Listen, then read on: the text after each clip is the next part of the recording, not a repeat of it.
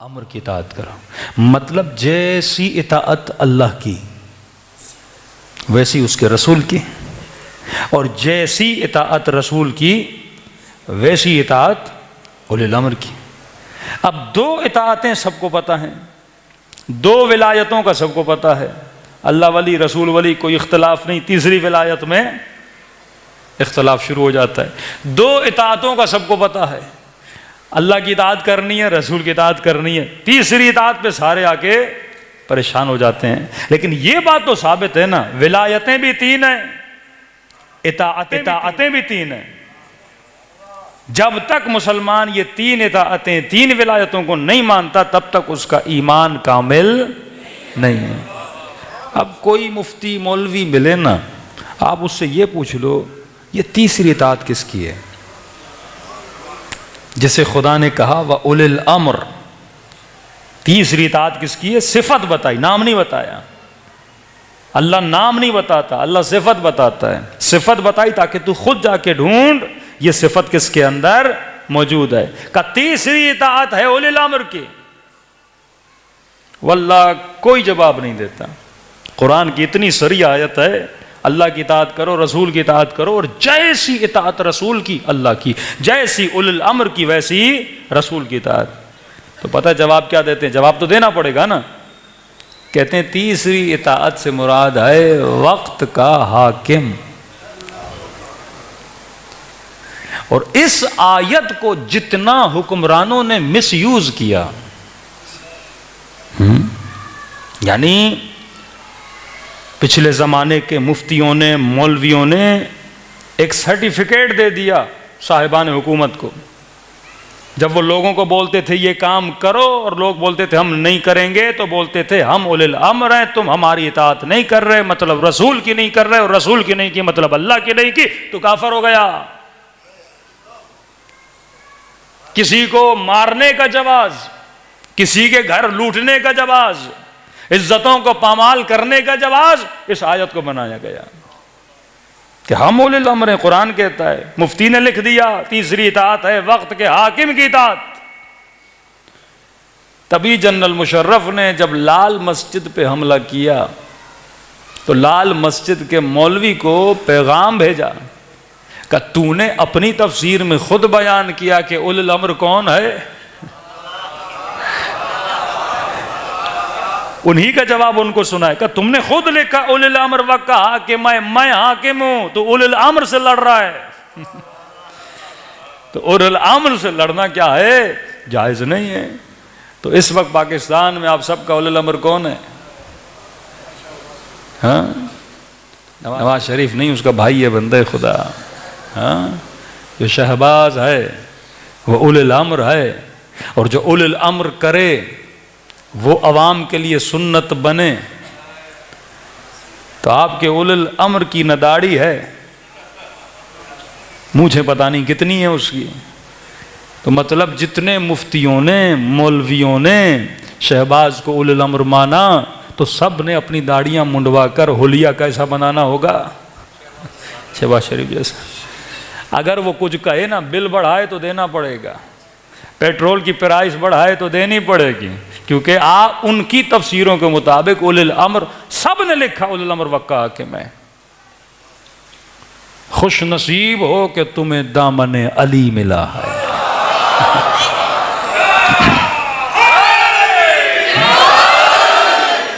देखिए शिया भी मुकल्लिद है तो सुन्नी भी मुकल्लिद है।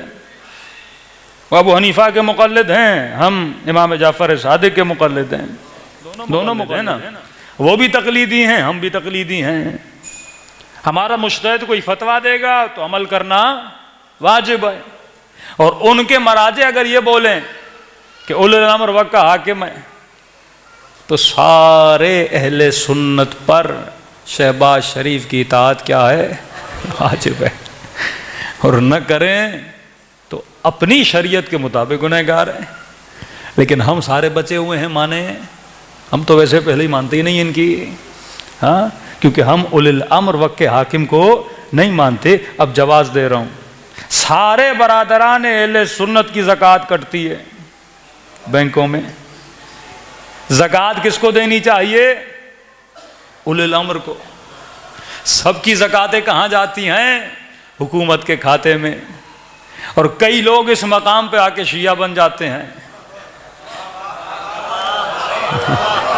फार्म में लिखते हैं भाई हम सुन्नी नहीं है, हम शिया हैं, क्योंकि सब अपनी ज़कात उलिल अम्र को देखते हैं। उलिल अम्र वक्त का हाकिम है। शिया कहता है मेरा उलिल अम्र वक्त का हाकिम नहीं है, मैं इमाम के नाइब को देता हूं।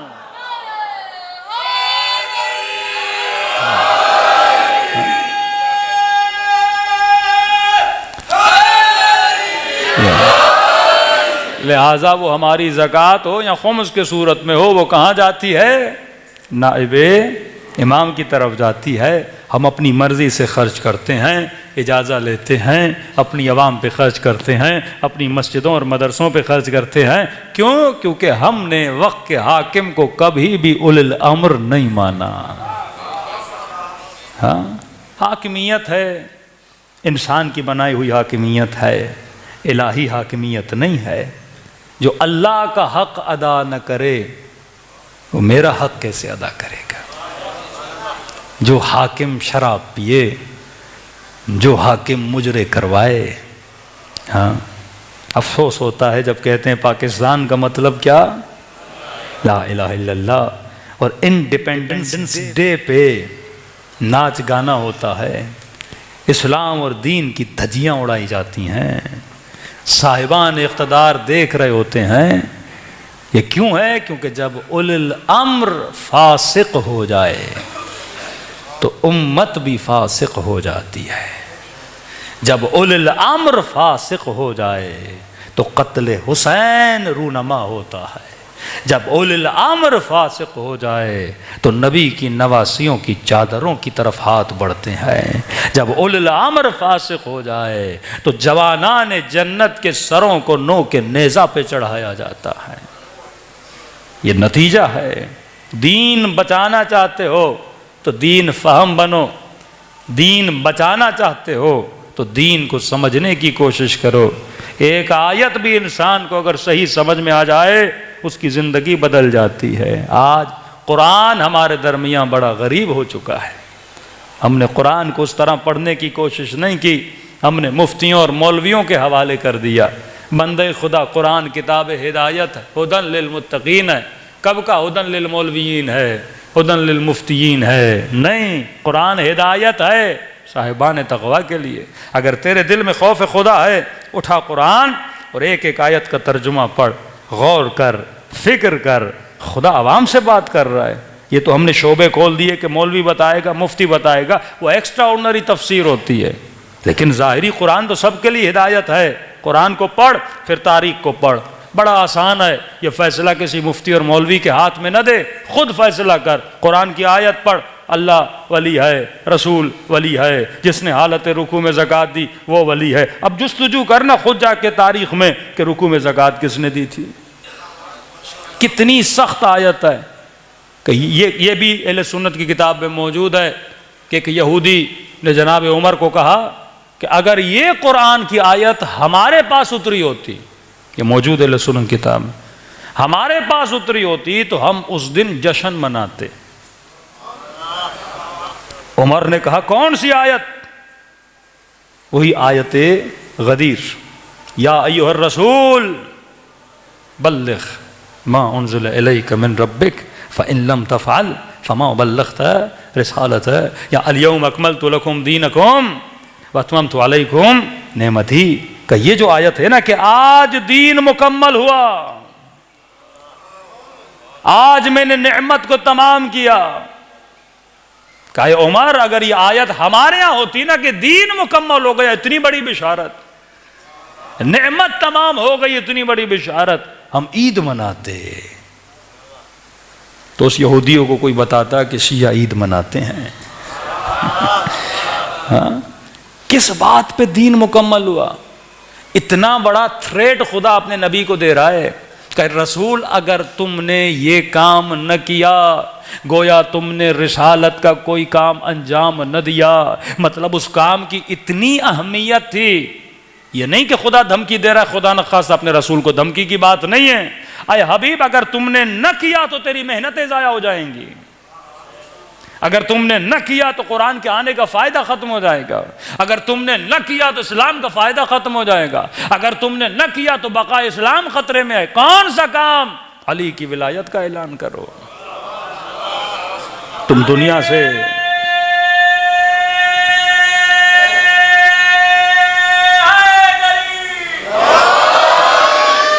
अब 6-7 आयतें पीछे पता नहीं कोई खिंजीर के गोश्त का और पता नहीं किस गोश्त का जिक्र है, कहते हैं इस वजह से। अब गोश्त के ऐलान करने से न करने से दीन का क्या जाए भाई? इतनी तो अल्लाह ने अक्ल दी है। इंपॉर्टेंस देखो उस आयत की। ऐ हबीब अगर तुमने न किया, यानी उसका दारो मदार पूरी रिसालत पर है। गोया तुमने रिसालत का कोई काम अंजाम न दिया। अब बड़ी आसानी से आयत से गुजर जाएं। हाँ मौलवी साहब इसकी क्या तफसीर है, मुफ्ती साहब इसकी क्या तफसीर है? अल्लाह क़यामत में कहेगा तू खुद अंधा था, तू खुद पढ़ नहीं सकता था, क्या तुमने कभी कोशिश की कि कुरान से खुद हिदायत लो? फिर ऐसा है तो बच्चों को क्यों भेजते हो स्कूल में? ए लेवल और ओ लेवल करा, पूछ लो भाई क्या मसला है, मसला हो जाए। बच्चा खुद पढ़ता क्यों है किताबों को? जब तक तू खुद नहीं पढ़ेगा कोई नतीजा आखज नहीं करेगा। तारीख भी मौजूद है, हदीस भी मौजूद है। 60-70 हज़ार में ये सारी किताबें आ जाती हैं, जितनी अहले सुन्नत की किताबें हैं। साफ सिताब ले लें, इब्ने माजा वाजा ले लें, सारी किताबें ले लें, मैक्सिमम 75 to 80,000 में विद तर्जुमा विद ट्रांसलेशन आ जाती हैं। लेकिन ये मजलूमियत है। शिया के घर में तो अहले सुन्नत की किताबें मिल जाती हैं, लेकिन हमारे बरादरान के घरों में आपको ये किताबें नहीं मिलती, किसी की दिलचस्पी नहीं है। मैं कहता हूँ कम अज़ कम शिया अगर नहजुल बलागा पढ़ता नहीं लेकिन रखी तो हुई है। हम कहते हैं ना कि नहजुल बलागा पढ़ी हुई, अगर पढ़ी भी नहीं है तो पढ़ी तो है। लेकिन उनके यहाँ ना बुखारी पढ़ी है ना पढ़ी है, यानी मजलूम है उनकी किताबें भी उनके यहाँ। अगर मुसलमान सिर्फ अपनी किताबें पढ़ लेता, जिस तरह बिहार हमारे यहाँ बड़ी मजलूम है। हम में से कितने शिया हैं जिनके घरों में बिहार अनवार का सेट पड़ा हुआ? 2 शुरुआत हो मसलन नहजुल बलागा की, एक तफसीर हो कुरान की। आज किताबें मजलूम हैं। हमने सारे दीन का जो ठेका है वो मुफ्ती और मौलवियों को दे दिया। अब मुफ्ती जो चाहेगा जहाँ चाहेगा उम्मत को क्या करेगा? मोड़ेगा। एक मरतबा फतवा देगा ये हराम है, ये हलाल है, एक मरतबा फतवा देगा ये वाजिबुल कत्ल है। फिर ये वाक़यात पाकिस्तान में जुरूनमा हो रहे हैं। क्यों हो रहे हैं भाई? एक 22 साल का बच्चा, उसे क्या पता? उसके जहन में डाल दिया जाए मसलन ये बिदअती हैं, ये काफिर हैं। भरी मजमे में भरी मजलिस में आता है और ज़ाकिर इमाम हुसैन को गोली मार के चला जाता है। हाँ? और जब इससे पूछोगे भाई तुमने किसके कहने पे मारा, कहेगा मुफ्ती ने कहा था, मौलवी ने कहा था। किसी की जान लेने का हुक्म उलिल अम्र के अलावा कोई नहीं दे सकता। यहां कोई मुज्तहिद हो, साहिब इज्तिहाद हो, आप बोलते मौलाना फला बंदा मुर्तद हो गया है, इस्लाम में मुर्तद की सजा मौत है, क्या मैं मार सकता हूं? क्या मुझे इजाजत है? मौलाना खुदा न खास्ता फला आदमी अहले बैत रसूल को गालियां दे रहा है, क्या मैं मार सकता हूं? कतन इजाजत नहीं है, मुझे किसी के कत्ल की इजाजत नहीं है। जब तक किसी मुज्तहिद की इजाजत ना हो, काज़ीउल क़ुज़्ज़ात की इजाजत ना हो, फिर पूरा मुआशरा जंगल बन जाएगा। मैं उसे मारूंगा, वो मुझे मारेगा। फिर अफगानिस्तान का वो किस्सा कि गधा मस्जिद में घुसाया, पता नहीं 37 लोग मर गए गधे की वजह से। इंसान अगर अपनी मनमानी पे आए तो हम एक दूसरे के कत्ल करेंगे। मैं बोलूंगा मुझे वहां भी अच्छा नहीं लगता, वहां भी बोलेंगे मैं शिया अच्छा नहीं लगते। फिर कौन सा कानून और कौन सी हाकिमियत? 2 तरह के मुर्तद हैं। एक आदमी मुर्तद हो गया, ये लिबरल हो गया, सेकुलर हो गया, दीन को नहीं मानता, अल्लाह को नहीं मानता, नबी को नहीं मानता। क्या ये वाजिबुल कत्ल है? वक्त का हाकिम कहता है नहीं। कौन सा मुर्तद वाजिबुल कत्ल है? वो मुर्तद जो अपने इर्तिदाद को फैला रहा है। अब ये नासूर है। मसलन एक खातून हिजाब नहीं करती कहती मुझे इस्लाम का ये हुक्म समझ में नहीं आता। नहीं आता, तुम्हारी खोपड़ी में इतनी जगह नहीं है, नहीं आता, चलो ना करो। लेकिन एक मर्तबा बेहिजाबी भी करती है, फिर रोड पे खड़ी होके अपनी बेहिजाबी का ऐलान भी करती है, यानी लोगों के जहनों में तरवीज और तबलीग करती है, एडवर्टाइजमेंट करती है।